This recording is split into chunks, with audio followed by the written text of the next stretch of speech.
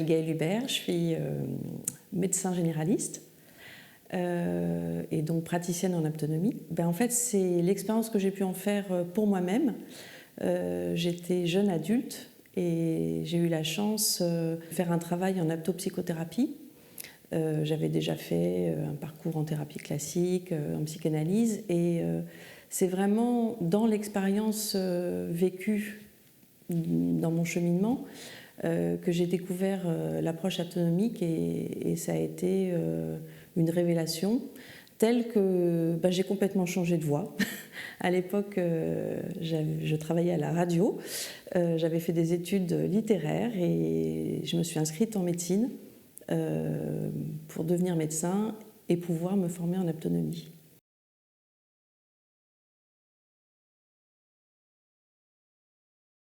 Cette pratique, elle a éclairé d'emblée mon métier parce que j'ai commencé des études de médecine un peu tardivement du coup, mais avec ce projet qui m'attendait dès que je serais interne, de pouvoir commencer ma formation en aptonomie.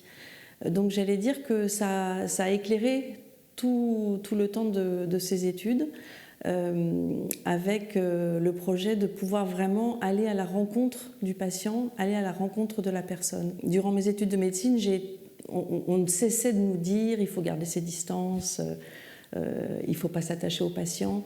Et finalement, moi j'avais d'emblée déjà cet élan de pouvoir aller à la rencontre de la personne, de vraiment pouvoir sentir ce qui se passait et comment le soin pouvait devenir beaucoup plus riche. Je n'avais pas besoin de me retenir ou de laisser des portes fermées.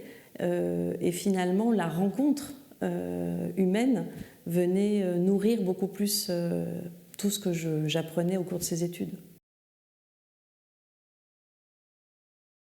Alors ma spécialité, c'est la médecine générale.